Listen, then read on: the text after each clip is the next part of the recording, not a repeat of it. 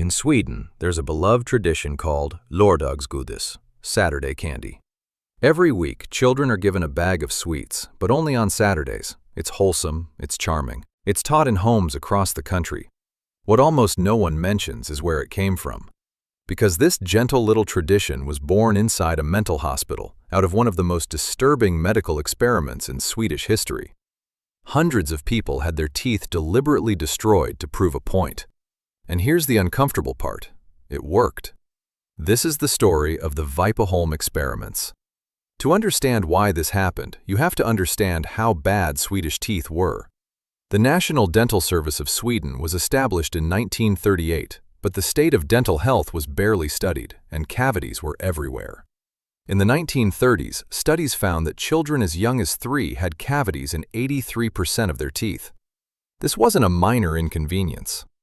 There were no real treatment options other than pulling decayed teeth, and toothlessness became so common that to be recruited for the world wars, the military required men to have a minimum number of intact teeth.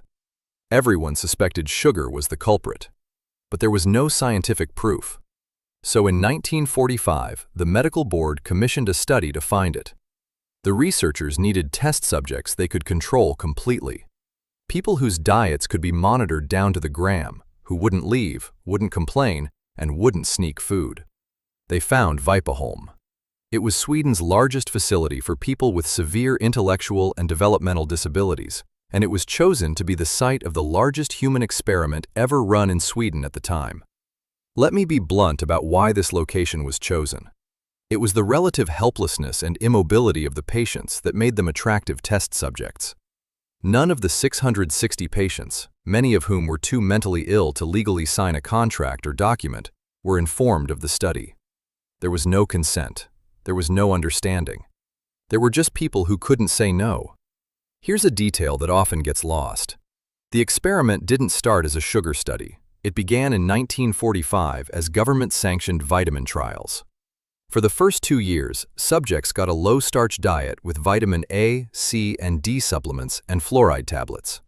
They weren't allowed to snack between meals, and at the end of those 2 years, 78% of participants hadn't developed any new cavities.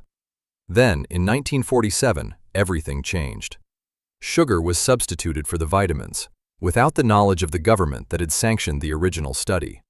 The researchers, in consultation with the medical board, decided to use sugar specifically to cause tooth decay with an extremely sweet and sticky diet. This is the part that's hard to hear. The subjects were split into groups. Some got sweet, sticky bread with added sugar. Some got beverages with 1.5 cups of added sugar at every meal. And some got chocolate, caramel, and toffees, either 8 or 24 pieces between meals. And that toffee was not ordinary candy. It was specially formulated, not even available commercially, designed to stick better to the teeth. In one phase, patients were made to ingest 24 pieces of this sticky substance multiple times a day. The results were exactly what the researchers were looking for.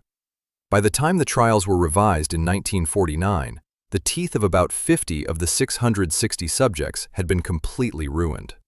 And now the deeply uncomfortable truth at the center of this story. Scientifically, it worked. The experiment showed there was a real connection between sugar and dental decay, and specifically, that the damage was linked to sugar that adheres to the teeth. It wasn't just how much sugar you ate, it was how long it stayed stuck to your teeth.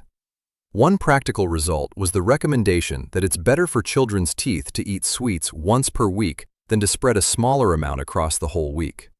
That recommendation became lördagsgodis, Saturday candy.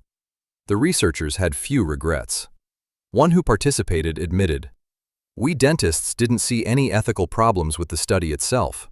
They were focused on the outcomes." The world was changing around them, though. In 1947, the very year sugar replaced vitamins at Vipeholm, the Nuremberg Code on Medical Ethics was being established in response to Nazi concentration camp experiments. The industry wasn't happy either. The candy companies, fearing the results, delayed publication of the study until 1953. A debate erupted over the ethics, and in 1955, the Swedish parliament introduced a bill to halt funding and stop using Vipeholm patients in research. So how do we sit with this? The historian Elin Bommenel put it about as plainly as anyone can. She noted that the researchers' findings still hold up.